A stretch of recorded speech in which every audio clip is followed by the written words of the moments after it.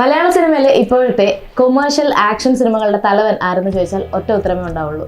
മലയാളത്തിലെ ആദ്യത്തെ 100 കോടി ബോക്സ് ഓഫീസ് കളക്ഷൻ നേടിയ സംവിധായകൻ CP ടോക്സിൽ ഇന്ന് കൂടെ ഉള്ളത് സംവിധായകൻ വൈശാഖാണ്. വൈശാഖേട്ട, welcome to CP talks. Thank U.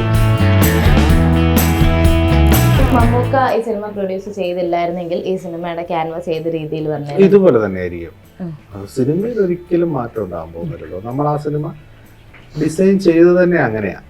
ഒരു നല്ലൊരു കമേഴ്ഷ്യൽ എന്റർടൈനർ ചെയ്യണം, അത് നമുക്ക് വിശ്വാസമുണ്ട്, നന്നായി വരുന്നുള്ള പ്രതീക്ഷയിൽ ചെയ്യുന്നു. അപ്പം നമ്മളത് ഡിസൈൻ ചെയ്തിട്ട് നമ്മൾ ഏകദേശം മമ്മൂക്കയോട് പറഞ്ഞൊരു 2-2.5 മാസത്തിനകത്ത് ഷൂട്ട് ചെയ്തിട്ടുണ്ട്.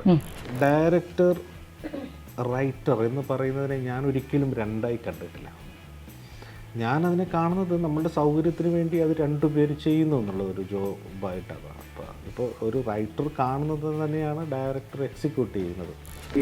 ഈ നമ്മളൊരു സിനിമയിൽ കാണുന്ന ബഡ്ജറ്റ് എന്ന് പറയുന്നതും ആക്ച്വൽ ബഡ്ജറ്റ് എന്ന് പറയുന്നത് നമ്മൾ വ്യത്യാസമാണ്. അത് ഇപ്പോൾ എന്താ വെച്ച് കഴിഞ്ഞാൽ നമുക്ക് എത്ര ചിലവ് ചുരുക്കി എത്ര അധികം വിഷ്വൽ ട്രീറ്റ് സിനിമയിൽ കൊടുക്കാൻ പറ്റും എന്നുള്ളതാണ് അതിനെ ബാധിക്കുന്ന ഒരു ഘടകം. ഇപ്പോൾ രാജ്ബി ഷെട്ടി എന്ന് പറയുന്നത് ഒരു ലാംഗ്വേജിലെ വളരെ പ്രഗത്ഭനായ ഒരു ആക്ടറും വളരെ പോപ്പുലറായിട്ടുള്ള ഒരു ആക്ടറുമാണ് സൗത്ത് ഇന്ത്യയെ സംബന്ധിച്ചിടത്തോളം.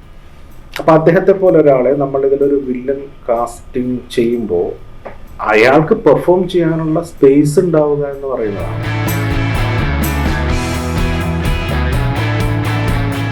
മലയാള സിനിമയിലെ ഇപ്പോഴത്തെ കൊമേഴ്ഷ്യൽ ആക്ഷൻ സിനിമകളുടെ തലവൻ ആരെന്ന് ചോദിച്ചാൽ ഒറ്റ ഉത്തരമേ ഉണ്ടാവുള്ളൂ.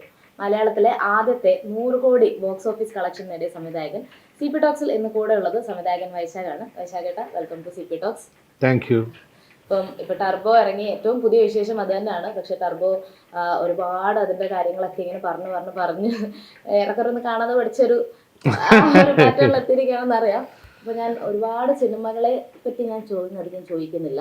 Very good.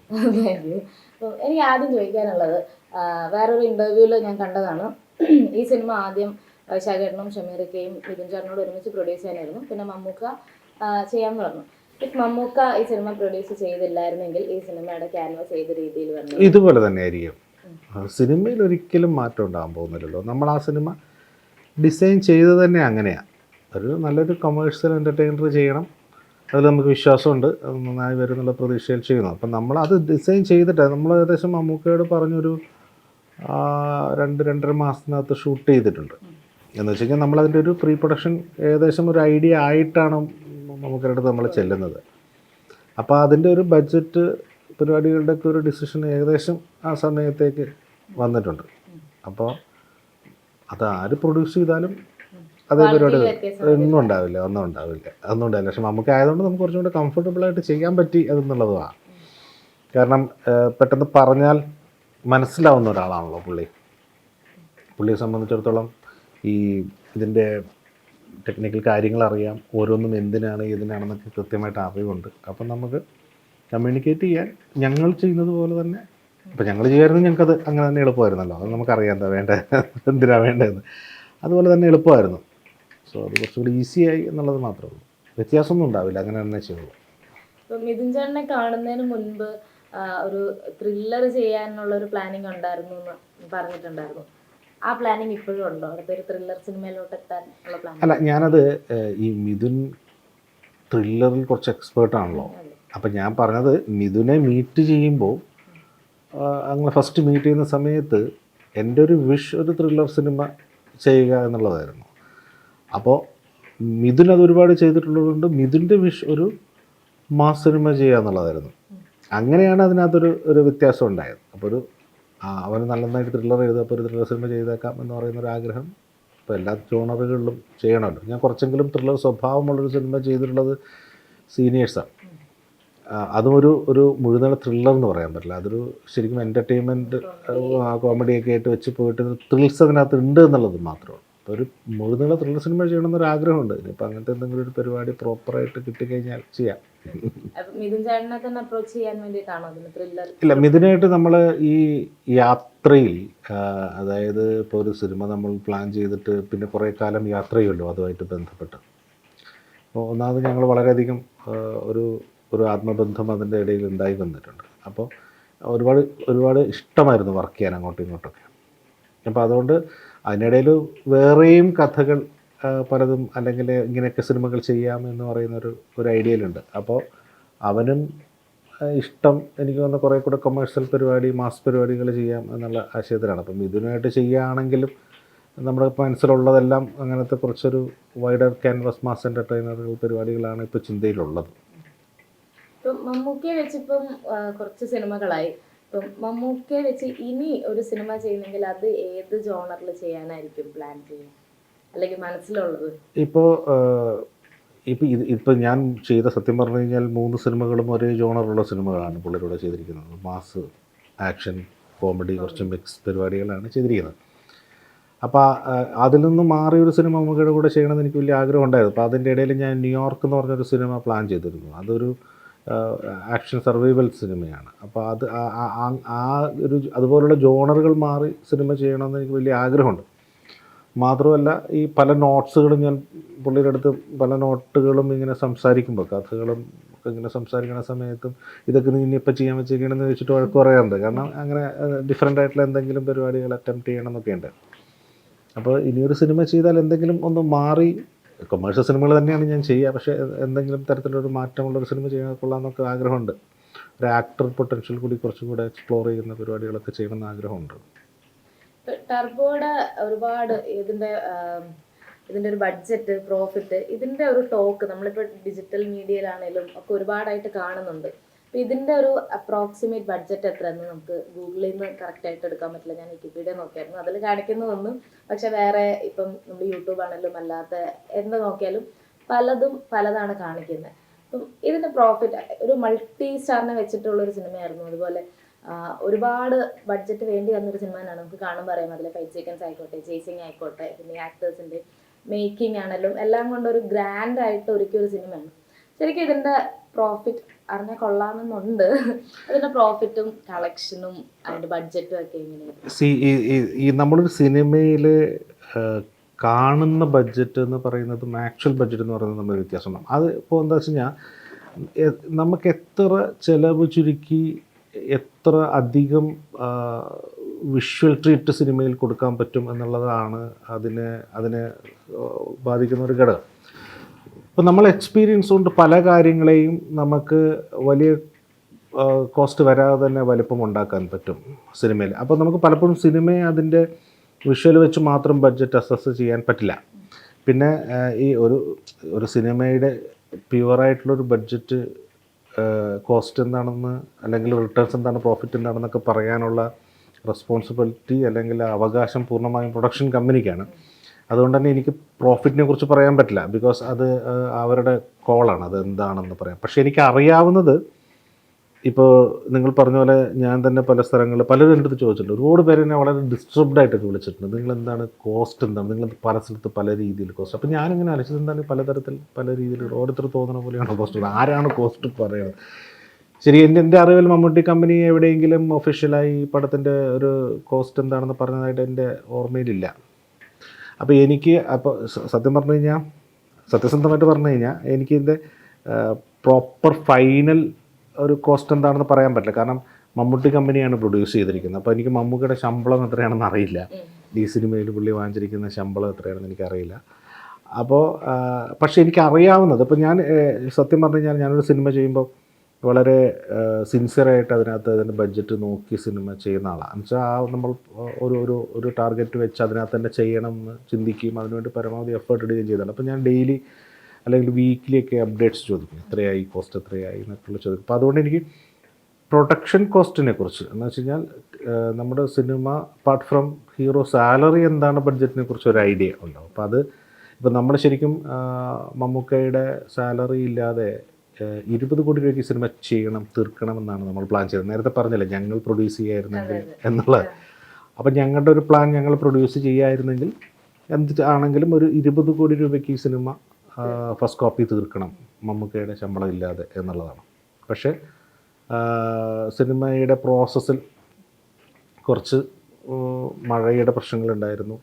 നമ്മൾ വിചാരിക്കാത്ത ചില സ്ഥലങ്ങളിൽ, പ്രത്യേകിച്ചും ആക്ഷൻ സീക്വൻസുകളിലൊക്കെ കുറച്ചധികം ഡേറ്റ്സുകൾ ഷൂട്ട് ചെയ്യേണ്ടത്, ഞാൻ പ്രതീക്ഷിക്കാത്തതിനേക്കാൾ കൂടുതൽ ഷൂട്ട് ചെയ്യേണ്ടത്. അപ്പോൾ ഞാനൊരു 80 ഡേയ്സിൽ സിനിമ ചെയ്യണം എന്നാണ് വിചാരിച്ചത്. അത് അറൗണ്ട് 104 days നമ്മൾ ഷൂട്ട് ചെയ്തിട്ടുണ്ട്. അപ്പോൾ ഒരു 10-14 ദിവസത്തെ ഷൂട്ടിംഗ് എക്സ്പെൻസ് ഒക്കെ മാറിയിട്ടുണ്ട്. അപ്പോൾ എൻ്റെ അറിവിൽ 23.5 കോടി രൂപയാണ് മമ്മൂക്കയുടെ ശമ്പളമില്ലാതെ ഈ സിനിമയുടെ ഒരു പ്രൊഡക്ഷൻ കോസ്റ്റ് എന്ന് പറയുന്നത്. അതിനുശേഷം മമ്മൂക്കയുടെ ശമ്പളം ഉണ്ടാവാം, പിന്നെ മാർക്കറ്റിംഗ് എക്സ്പെൻസുകളൊക്കെ വന്നേക്കാം. അപ്പോൾ ഒരു ജെന്യൂനായിട്ടുള്ള ഒരു ഇനിയിപ്പോൾ കൺഫ്യൂഷൻസ് വേണ്ട ആർക്കും. ഇത് കൃത്യമായിട്ടും ആ 23.5 കോടി രൂപയ്ക്കാണ് നമുക്കിടെ ശമ്പളമില്ലാതെ ഇതിൻ്റെ ഒരു പ്രൊഡക്ഷൻ കോസ്റ്റ് വന്നിരിക്കുന്നത്. റിട്ടേൺസും പ്രോഫിറ്റും പ്രൊഡ്യൂസർക്ക് മാത്രമേ പറയാൻ പറ്റുള്ളൂ. നമുക്ക് യാതൊരു തരത്തിലുള്ള അവകാശവുമില്ല. മറ്റേത് എൻ്റെ റെസ്പോൺസിബിലിറ്റി ആയതുകൊണ്ടാണ് എനിക്ക് അറിയാൻ കഴിഞ്ഞത്. ബിക്കോസ് ഞാൻ എവറി വീക്ക് അപ്ഡേഷൻസ് ചോദിക്കുകയും ഒരു ഫൈനൽ കോപ്പി ആകുന്ന സമയത്ത് എത്രയാണ് കോസ്റ്റ് ഇപ്പോൾ വന്നിരിക്കുന്നത് എന്നുള്ളതിനെക്കുറിച്ചൊരു ഒരു ഐഡിയ എടുക്കുകയും ചെയ്യും. പക്ഷെ നമ്മളടുത്ത് ചോദിച്ചിട്ടാണല്ലോ ഈ ഓരോരുത്തരെയും ഫിക്സ് ചെയ്യുന്നതും, അല്ലെങ്കിൽ ഓരോരുത്തർക്ക് ഓരോ കാര്യങ്ങൾ നമ്മളടുത്ത് ചോദിക്കും. അപ്പോൾ നമ്മൾ ആ ബഡ്ജറ്റും കൂടെ നോക്കിയിട്ടാണ് എല്ലാ കാര്യങ്ങളും തീരുമാനിക്കുക. ഫോർ എക്സാമ്പിൾ ഇപ്പോൾ CG 3 സ്ഥലത്ത് കൊടുക്കണമെങ്കിൽ 3 എമൗണ്ട് ആയിരിക്കും പറഞ്ഞിട്ടുണ്ടാവുക. അപ്പോൾ എവിടെ കൊടുക്കണം നമ്മൾ തീരുമാനിക്കുന്നത് അതിൻ്റെ ബഡ്ജറ്റുണ്ട്. അപ്പോൾ നമ്മൾ ഡയറക്ടർ എപ്പോഴും ബഡ്ജറ്റും കൂടെ ഇൻവോൾവ് ആയിട്ടാണ് വർക്ക് ചെയ്യുക. അതിൻ്റെ ഒരു മേക്കിംഗ് കോസ്റ്റിനെ സംബന്ധിച്ചിടത്തോളം. മറ്റ് കാര്യങ്ങൾ നമുക്ക് പറയാൻ പറ്റില്ല. ഓക്കെ, ഇപ്പോൾ ഈ മൾട്ടി സ്റ്റാറിനെ വെച്ചിട്ടുള്ളൊരു സിനിമയാണെന്ന് പറഞ്ഞു. ഇപ്പം മമ്മൂക്ക എന്നുള്ളൊരു സൂപ്പർ സ്റ്റാർ, അതുപോലെ തന്നെ രാജ്ബി ഷെട്ടി സിനിമയിലേക്ക് ഇൻട്രൊഡ്യൂസ് ചെയ്തു, മലയാള സിനിമയിലേക്ക് ഇൻട്രൊഡ്യൂസ് ചെയ്തു. അപ്പം ഈ മൾട്ടി സ്റ്റാറിനെ വെച്ച് ചെയ്യുമ്പം ഫേസ് ചെയ്യേണ്ടി വരുന്ന ചാലഞ്ചസ് എന്തൊക്കെയാണ്? ഞാൻ തുടങ്ങിയത് തന്നെ അങ്ങനത്തെ സിനിമകളാണ്. ഇപ്പോൾ പൊതുരാജ ചെയ്യുന്ന സമയത്ത് മമ്മൂക്ക ഉണ്ടായിരുന്നു, പൃഥ്വിരാജ് ഉണ്ടായിരുന്നു, ശ്രേയാശർ ഉണ്ടായിരുന്നു. ഒത്തിരി വലിയ ആക്ടേഴ്സ് അഭിനയിച്ച സിനിമയാണ്. അപ്പോൾ നമ്മൾ മൾട്ടി സ്റ്റാർ വെക്കുക എന്ന് പറഞ്ഞാൽ നമ്മൾ മെയിൻലി ഒരു പ്രശ്നം മാത്രമല്ല, എല്ലാവർക്കും സ്പേസ് കറക്റ്റായിട്ട് ഉണ്ടാവുക എന്ന് പറയുന്നതാണ്. നമുക്ക് അതിനുവേണ്ടി വെറുതെ ആക്ടേഴ്സിനെ വയ്ക്കാൻ പറ്റില്ല. ഫസ്റ്റ് നമ്മളുടെ കണ്ടൻറ്റിൽ ആ ക്യാരക്ടേഴ്സിന് ഇങ്ങനെ ആൾക്കാരെ വെക്കാനുള്ള സ്പേസ് ഉണ്ടോ എന്നുള്ളതാണ് പ്രശ്നം. അവർക്ക് ഈക്വലായി സ്ക്രീൻ സ്പേസ് ഉണ്ടാവും. Screen space in the sense ടൈമല്ല ഉദ്ദേശിക്കുന്നത്. അങ്ങനെ ഒരു ആക്ടർ വരുന്നതുകൊണ്ട് അവിടെ എന്ത് ഗുണമാണുള്ളത്, അവരുടെ പ്രസൻസ് എത്രയാണ് സപ്പോർട്ട് ചെയ്യുന്നത്, അവർക്ക് എത്ര ഗുണമുണ്ട്, സിനിമയ്ക്ക് എത്ര ഗുണമുണ്ട്. അപ്പോൾ ആ കൃത്യമായൊരു സ്ക്രീൻ സ്പേസ്, ക്യാരക്ടർ സ്പേസ് ഉണ്ടാവുക എന്ന് പറയുന്നതാണ് മൾട്ടി സ്റ്റാർ പടങ്ങൾ ചെയ്യുമ്പോൾ ഉള്ള ആദ്യത്തെ ചലഞ്ച് എന്ന് പറയുന്നത്. അതുണ്ടെങ്കിലേ വിളിക്കാവൂ. അല്ലെങ്കിൽ അത് അവർക്ക് ബുദ്ധിമുട്ടാണ്, നമുക്ക് ബുദ്ധിമുട്ടാണ്, പ്രേക്ഷകർ ബുദ്ധിമുട്ടാണ്. പ്രേക്ഷകർ ഒരു പ്രതീക്ഷയിലായിരിക്കും വരിക. ഇപ്പം നമ്മളിതിനകത്ത് രാജ്ബി ഷെട്ടി വയ്ക്കുന്നു. അപ്പോൾ രാജ്ബി ഷെട്ടി എന്ന് പറയുന്നത് ഒരു ലാംഗ്വേജിലെ വളരെ പ്രഗത്ഭനായ ഒരു ആക്ടറും വളരെ പോപ്പുലറായിട്ടുള്ള ഒരു ആക്ടറുമാണ് സൗത്ത് ഇന്ത്യയെ സംബന്ധിച്ചിടത്തോളം. അപ്പോൾ അദ്ദേഹത്തെ പോലെ ഒരാളെ നമ്മളിതിലൊരു വില്ലൻ കാസ്റ്റിംഗ് ചെയ്യുമ്പോൾ അയാൾക്ക് പെർഫോം ചെയ്യാനുള്ള സ്പേസ് ഉണ്ടാവുക എന്ന് പറയുന്നതാണ്. അപ്പോൾ തിരിച്ചാണ് സംഭവിക്കുക. ആദ്യം നമ്മളൊരു ക്യാരക്ടറിന് അതിൻ്റെ സ്പേസ് ഉണ്ട്. അപ്പോൾ അതുകൊണ്ട് ഇതിന് കുറച്ച് അങ്ങനെ ഒരു വാല്യൂ ഉള്ള ഒരാൾ വന്നാൽ നന്നായിരിക്കും എന്ന് പറയുന്ന ചിന്തയിൽ നിന്നാണ് നമ്മൾ കാസ്റ്റിങ്ങിലേക്ക് പോകുക. അപ്പം പിന്നെ നമ്മളിപ്പോൾ എത്ര ആക്ടേഴ്സിനെ വെച്ചിട്ടുണ്ടെങ്കിലും അവർക്ക് ഈക്വൽ സ്പേസ് ഉണ്ടെങ്കിൽ അവർക്കുള്ള റെസ്പെക്റ്റാണ്. ഇപ്പം ഇപ്പോൾ മലയാളത്തിൽ നിന്ന് 2 ആക്ടേഴ്സ് അഭിനയിക്കുന്നു, 2 ഹീറോസ് അഭിനയിക്കുന്നു ഒരു പടത്തിൽ നിന്ന്. അപ്പോൾ ഈക്വൽ റെസ്പെക്റ്റ് കിട്ടണം രണ്ടുപേർക്കും അവരുടെ ക്യാരക്ടറിലൂടെ. അത് ആ സിനിമയിൽ അതിനുള്ള സ്പേസ് ഉണ്ടെങ്കിൽ അത് വർക്കാവും. ഇപ്പം ചെയ്തു വരുന്ന എല്ലാ സിനിമകളും ഇതുപോലെ ഒരുപാട് വലിയ വലിയ ആക്ടേഴ്സിനെ വെച്ച് ചെയ്യുന്നതുകൊണ്ട് തന്നെ ഇപ്പമുള്ള സംവിധായകരുടെ ലിസ്റ്റ് എടുത്തു കഴിഞ്ഞാൽ ഒരു പ്രതീക്ഷയുടെ അമിതഭാരം ഉള്ള ഒരു സംവിധായകനാണ്. അപ്പം ഓരോ സിനിമ ഇങ്ങനെ പ്ലാൻ ചെയ്യുമ്പോൾ തന്നെ, ഇപ്പം മൾട്ടി സ്റ്റാറിനെ വെച്ച് പ്ലാൻ ചെയ്യുമ്പോൾ, അല്ലെങ്കിൽ മമ്മൂക്ക പോലെ ഒരു സൂപ്പർ സ്റ്റാറിനെ വെച്ച് പ്ലാൻ ചെയ്യുമ്പോൾ തന്നെ ഓഡിയൻസ് എക്സ്പെക്ട് ചെയ്യുന്ന ഒരു ഔട്ട്പുട്ട് ഉണ്ട്. അത് ഓർത്തിട്ടോ അല്ല അതിൻ്റെ പേരിലുള്ള ഒരു പ്രഷറോ അങ്ങനെ ഈ ഒരു സിനിമ കരിയറിൽ ഫീൽ ചെയ്തിട്ടുണ്ടോ? സ്വാഭാവികമായിട്ടും ഉണ്ടാവും. അപ്പം ഞാനതിനെ വേറൊരു ആംഗിളിൽ കാണാൻ ശ്രമിക്കാറ്. അപ്പം ഞാനതിനെ ഓപ്പർച്യൂണിറ്റി ആയിട്ട് കാണാൻ നോക്കും. ഇപ്പോൾ നമ്മളെ ഒരു സിനിമ ഇപ്പം നമ്മളൊരു സിനിമ ചെയ്യുമ്പോൾ ഇതിന് കുറേ ആവശ്യക്കാരുണ്ടാകുന്നു, അത് കാണാൻ ആൾക്കാരുണ്ടാകുന്നു, അതിന് പ്രതീക്ഷ ഉണ്ടാവുക എന്ന് പറഞ്ഞാൽ അത്രയും പേർ കാത്തിരിക്കുന്നതും കൂടെ അർത്ഥമുണ്ട്.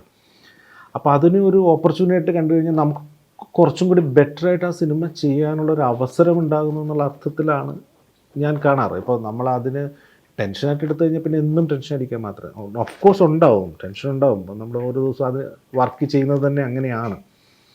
നമ്മൾ ഓരോ ഷോട്ട് എടുക്കുമ്പോഴും ഓരോന്ന് പ്ലാൻ ചെയ്യുമ്പോഴെല്ലാം ഇത് ആൾക്കാർ എങ്ങനെയായിരിക്കും റിയാക്ട് ചെയ്യാൻ പോകുന്നത്, അല്ലെങ്കിൽ ഇപ്പോൾ ഞാൻ എൻ്റെ റൈറ്റേഴ്സിൻ്റെയൊക്കെ പറയാറുണ്ട്, വന്നിപ്പോൾ ജോയിൻ ചെയ്യുമ്പോൾ ആദ്യത്തെ ഞാൻ പറയും ഇത് കുറച്ച് കഴിഞ്ഞ് പോയി റിലീസൊക്കെ ആകുമ്പോഴത്തേക്ക് ഭയങ്കര പ്രഷറാവും. എല്ലാവരും ഭയങ്കരമായിട്ട് ഹൈപ്പുണ്ടാവും. ഹൈപ്പുണ്ടാകാൻ ഭയങ്കര പ്രഷർ വരും. അപ്പോൾ അതുകൊണ്ട് നമ്മൾ ഇപ്പോഴേ ഭയങ്കര കെയർഫുള്ളായിട്ട് വർക്ക് ചെയ്താൽ നമുക്ക് അന്നേരം ആ ടെൻഷൻസ് കുറച്ച് ഇരിക്കാൻ പറ്റും. അപ്പോൾ ഞാൻ യൂഷ്വലി അതേ ഒരു മൂഡിൽ തന്നെയാണ് വർക്ക് ചെയ്യുന്നത്. എപ്പോഴും ആ ഒരു റെസ്പോൺസിബിലിറ്റിയിൽ തന്നെയാണ് വർക്ക് ചെയ്യുക. അപ്പോൾ ഞാൻ അതിനെ ഒരു ടെൻഷനായി കാണാറില്ല, റെസ്പോൺസിബിലിറ്റി ആയിട്ട് കണ്ട് കൂടുതൽ ബെറ്റർ ആക്കാൻ എന്ത് ചെയ്യാൻ പറ്റുന്നുള്ള രീതിയിൽ ചെയ്യും. പ്രഷർ ഉണ്ടാവും കേട്ടോ, ഓഫ് കോഴ്സ് ഉണ്ടാവും. അതെന്തായാലും വലിയ സിനിമകൾ ചെയ്യുമ്പോൾ ഉണ്ടാവുമല്ലോ. നേരത്തെ സ്ക്രിപ്റ്റ് റൈറ്റേഴ്സിൻ്റെ കാര്യം മെൻഷൻ ചെയ്തിരുന്നു. ഇപ്പം വൈശാഖേട്ടൻ ഒരു സിനിമയുടെ സ്ക്രിപ്റ്റിംഗ് മുതലേ കൂടെ ഇരിക്കുന്ന ഒരാളാണ്. ഒരു സിനിമയുടെ മാത്രമേ സ്ക്രീൻ പ്ലേ ചെയ്തിട്ടുള്ളൂ. സോ ആസ് എ ഡയറക്ടർ ഒരു സിനിമയുടെ സ്ക്രിപ്റ്റിങ്ങിൽ ചെയ്യുന്ന കോൺട്രിബ്യൂഷൻസ് എന്തൊക്കെയാണ്? നമ്മുടെ നാട്ടിൽ ആണ് ഇങ്ങനെ ഈ ഒരു കൾച്ചറിന് ഇത്രയും ഒരു, അതായത് ഡയറക്ടർ റൈറ്റർ എന്ന് പറയുന്നതിനെ ഞാൻ ഒരിക്കലും രണ്ടായി കണ്ടിട്ടില്ല. ഞാനതിനെ കാണുന്നത് നമ്മളുടെ സൗകര്യത്തിന് വേണ്ടി അത് രണ്ടുപേര് ചെയ്യുന്നു എന്നുള്ളതൊരു ജോബായിട്ടാണ്. ഇപ്പോൾ ഒരു റൈറ്റർ കാണുന്നത് തന്നെയാണ് ഡയറക്ടർ എക്സിക്യൂട്ട് ചെയ്യുന്നത്. ഇപ്പോൾ ഇതിനെ നമുക്ക് മാറ്റി നിർത്തി ചിന്തിക്കാൻ പറ്റില്ല. ഒരാൾ എഴുതി വേറൊരാൾ വേറൊരു പോലെ ചെയ്തു എന്നുള്ളതല്ല. അപ്പോൾ ഒരു സിനിമ ഫോം ചെയ്യുന്ന അതിൻ്റെ യാത്രയിൽ ഉടനീളം നമുക്ക് ട്രാവൽ ചെയ്യാനുണ്ട്, അവരോടത്ത് സംസാരിക്കാനുണ്ട്. അപ്പോൾ ഇപ്പോൾ ഒരു സിനിമയുടെ റൈറ്റർ നല്ലതായാലും, റൈറ്റിംഗ് നല്ലതായാലും മോശമായാലും, ഇപ്പോൾ എൻ്റെ സിനിമകളുടെ സ്ക്രിപ്റ്റ് മോശമായി എന്ന് പറഞ്ഞ സിനിമകളുണ്ട്, നല്ലതായി എന്ന് പറഞ്ഞ സിനിമകളുണ്ട്. അപ്പോൾ എനിക്കതിൽ ഈക്വൽ റെസ്പോൺസിബിലിറ്റി ഉണ്ട്.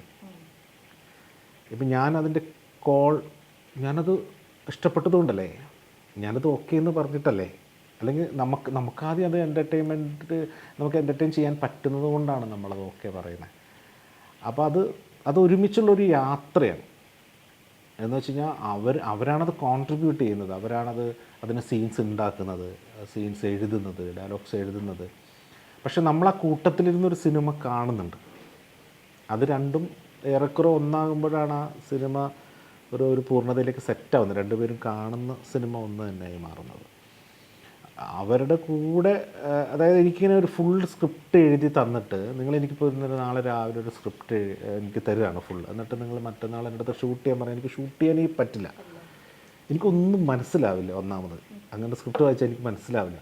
ഇനി പുതിയ സ്ക്രിപ്റ്റ് വായിച്ച് ഇങ്ങനെ കുറേ നാൾ പ്രോസസ്സ് ചെയ്തെടുക്കണം, അതെന്താണെന്ന് അറിയാം. അതുകൊണ്ട് ഞാൻ ഇതുവരെ ചെയ്ത സിനിമകളെല്ലാം ഞാൻ വർക്ക് ചെയ്ത് കൂടെ ഇരുന്ന് പോയ സിനിമകളാണ് ചെയ്തിരിക്കുന്നത്. ആ റൈറ്ററുടെ കൂടെ ട്രാവൽ ചെയ്ത സിനിമകളാണ് ചെയ്തിരിക്കുന്നത്. അപ്പോൾ പലരും എനിക്ക് ഫുൾ സ്ക്രിപ്റ്റ് ചെയ്യുന്ന സമയത്ത് തരുന്ന സമയത്ത് എനിക്ക് അതൊരു സിനിമയായിട്ട് വരാൻ എനിക്ക് സമയം എടുക്കും അതിൽ. മറ്റേ നമ്മളതിൻ്റെ ഒരു രൂപം മുതലിങ്ങനെ ഓരോ കഥാപാത്രത്തെ കാണുന്നു, ഓരോ കഥാസന്ദർഭങ്ങളെ കാണുന്നു, അവിടെ എന്ത് എൻ്റർടൈൻമെൻറ്റാണ് വരുന്നതെന്ന് മനസ്സിലാക്കുന്നു, അതിൻ്റെ കൂടെ ട്രാവൽ, എനിക്ക് കുറച്ചുകൂടി ഈസി അതാണ് പരിപാടി. അതിൻ്റെ കൂടെ ട്രാവൽ ചെയ്യുന്നതാണ് ഈസി. അപ്പോൾ എനിക്ക് കൂടുതൽ കംഫർട്ടും അങ്ങനെയാണ്, റൈറ്ററുടെ കൂടെ ട്രാവൽ ചെയ്യുന്ന കൂടുതൽ കംഫർട്ട് പരിപാടി വരുന്നത്. ഓൺ സ്ക്രിപ്റ്റിൽ ഒരു സിനിമ ഭാവിയിൽ ഉണ്ടാകുമോ? സ്ക്രിപ്റ്റ് ചെയ്ത് സിനിമ ചെയ്യാൻ ആഗ്രഹമുണ്ട്, തീർച്ചയായിട്ടും ആഗ്രഹമുണ്ട്. എനിക്കിങ്ങനെ ഇഷ്ടമുള്ള കുറേ സിനിമകളുണ്ട്, ചെയ്യണമെന്ന് വിചാരിക്കുന്ന സിനിമകൾ. പക്ഷേ എനിക്ക് അടുത്തത് ചെയ്യാൻ പറ്റുമെന്ന് എനിക്ക് തോന്നുന്നില്ല. ബിക്കോസ് ഇപ്പോൾ ഉള്ള കമ്മിറ്റ്മെൻറ്റ്സുകളുണ്ട് കുറേ സിനിമകൾ. പിന്നെ ഞാൻ കുറച്ച് നാളും കൂടി ഇങ്ങനെയുള്ള ഒരു എൻ്റർടൈൻമെൻറ്റ് സിനിമകളിൽ തന്നെ ഫോക്കസ് ചെയ്ത് പോകുക. കാരണം ഈ നമ്മളെ എഴുതുമ്പോൾ എന്ന് പറയുമ്പോൾ കുറേ കൂടെ പേഴ്സണലൈസ്ഡ് സിനിമയാണ്. ഈ രണ്ട് പേര് തന്നെ, ഇപ്പോൾ റൈറ്ററും ഡയറക്ടറും കൂടെ വർക്ക് ചെയ്യുമ്പോൾ സുഖം എന്താണെന്ന് വെച്ച് കഴിഞ്ഞാൽ അതിനകത്ത് തന്നെ ഒരു രണ്ട് പേരുടെ അഭിപ്രായം വരുന്നുണ്ട്. പേഴ്സണലൈസ്ഡ് അല്ല അത്രയും, പലർ ചേർന്ന് ചിന്തിക്കുന്നതിൻ്റെ ഒരു സ്വഭാവം വരും അതിനകത്ത്. അപ്പോൾ രണ്ട് പേർക്ക് ഇഷ്ടപ്പെടണമല്ലോ. ആ 2 പേര് 20 പേരും 50 പേരും 100 പേരും ആകുമ്പോഴാണ് സിനിമ ഇങ്ങനെ വൈഡറായിട്ട് സക്സസ് ആവും. അപ്പം നമ്മൾ ഒറ്റയ്ക്ക് എഴുതുമ്പോൾ കുറേ കൂടെ പേഴ്സണലായിട്ടുള്ള സിനിമയായിരിക്കും. അപ്പോൾ അങ്ങനത്തെ സിനിമകളുടെ ചിന്തകളുണ്ട്. കുറേ കാലമായി ചെയ്യാൻ ആഗ്രഹിക്കുന്ന ഒരുപാട് സിനിമകളുണ്ട്. അപ്പോൾ അതൊക്കെ പക്ഷേ കുറച്ചുകൂടെ കഴിഞ്ഞ് ചെയ്യാം എന്നൊരു പരിപാടിയിലായിരിക്കും. കൊമേഴ്സ്യൽ സിനിമകളുടെ കുറച്ചും കൂടെ പരിപാടികൾ ചെയ്തിട്ട് സമയമുണ്ടല്ലോ ചെയ്യാം.